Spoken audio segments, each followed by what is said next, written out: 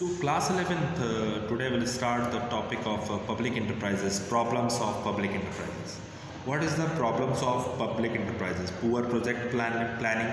Investment decision in many public enterprises are not based upon proper evaluation of demand and supply. So, cost benefit analysis and technical feasibility, lack of precise, certain, and flaws in planning have caused undue delays and inflated cost in commissioning of projects. Sometimes projects are launched without clear-cut objectives and serious thought. Many projects in the public sector have 2 years behind schedule. Many projects in the public sector have not been finished according to the time schedule. So refinery was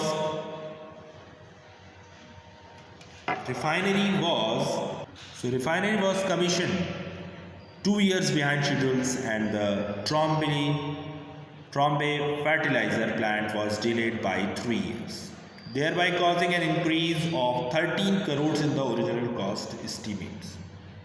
There is a lack of clear-cut objectives, and managers in the public sector often find themselves torn between conflicting goals and profitability and social services. So, overcapitalization due to insufficient financial planning, lack of efficient financial control, and easy availability of money from the government. So, several public enterprises suffer from overcapitalization. High establishment cost. Public enterprises incur heavy expenditure on social infrastructure such as schools, hospitals, etc. So, location in backward regions and their desire to make the undertaking a model employer lead to huge capital outlay on housing and other amenities. So, overstaffing. Manpower planning is not effective, due to which several state enterprises like Bhilai Steel have excess manpower. Recruitment is not based on the sound labor projections. So, on the other hand, post of chief executives remain unfilled for 4 years. So, despite the availability of required personnel. So, underutilization of capacity. So, one serious problem of the public sector has been low utilization of installed capacity. In the absence of definite targets of production, effective production planning and control, proper assessment of future needs, adequate supply of power, and industrial peace, many undertakings have failed to make full use of their fixed assets. The average capacity utilization is more than 50% of the public enterprises has been less than 75%. So, lack of a proper price policy. There is no clear-cut policy for state enterprises. The government has not laid down guidelines for the rate of return to be earned by different undertakings. State enterprises are expected to achieve various social economic objectives, and in the absence of a clear directive, pricing decisions are not always based on rational analysis. So, this is the problems of public enterprises. The first is poor project planning, second is overcapitalization, ज़रूरत से ज़्यादा capital लगाना, next is high establishment cost, over staffing यानी ज़रूरत से ज़्यादा employ को रख देना, और under utilisation of capacity, lack of proper price. These six things is very important for you.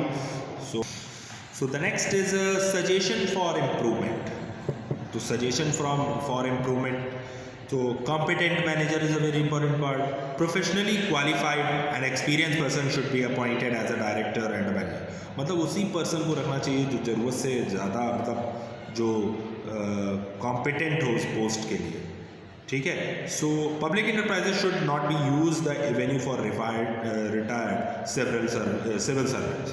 Government officials should not be deputed on public enterprises, and competent management cadre should be created for the public sector. Rational labor policy. Efficient methods of manpower planning, recruitment, selection, training should be employed. Appointment should be need based and excess staff should be transferred to other jobs. So financial controls. So investment decisions should be streamlined. So proper appraisal of a project, effective cost control, sound inventory, management and better capacity utilization and urgently required to improve the efficiency and profitability of public enterprises. So operational autonomy. The management of the public enterprises should be granted greater freedom in the day-to-day working. They should be free to formulate and execute policies and programs. Policies and programs within the overall objectives and guidelines laid down by the government. This will enable them to take prompt decisions and be sensitive to changes in the market. So public utilities. Characteristics of public utilities and what is public utilities are a special type of business undertakings which are engaged in the supply of essential public services in the limited market area on a monopoly basis. Public utility concerns supply electricity, gas, water, communication and transport services or product which are absolutely indispensable for the community. Experience shows that the competition is undesirable in these lines of activities because it leads to much social waste, hopeless duplication of plants and unsatisfactory catering to consume needs. So therefore the state allows them to operate as monopolistic or semi-monopolistic enterprises. The public utilities are generally granted legal monopoly power in public interest. As the well-being, the community is closely linked up with their efficient working. Public utilities are not allowed to operate freely like other private enterprises. The state regulates the working of such concerns to ensure that the essential products or services are available to consumers at reasonable prices and at a proper quantity and quality. Public utility may be defined as an undertaking that supplies essential services, enjoys special privileges and operates under state regulation and control. So characteristics of public utility: supply of essential services, the part of this thing on inelastic demand, non-transferable demand, heavy fixed investment, local area of operation, monopoly position. So services of essential services, supply of essential services.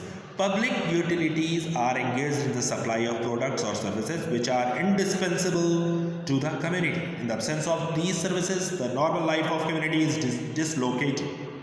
So, inelastic demand.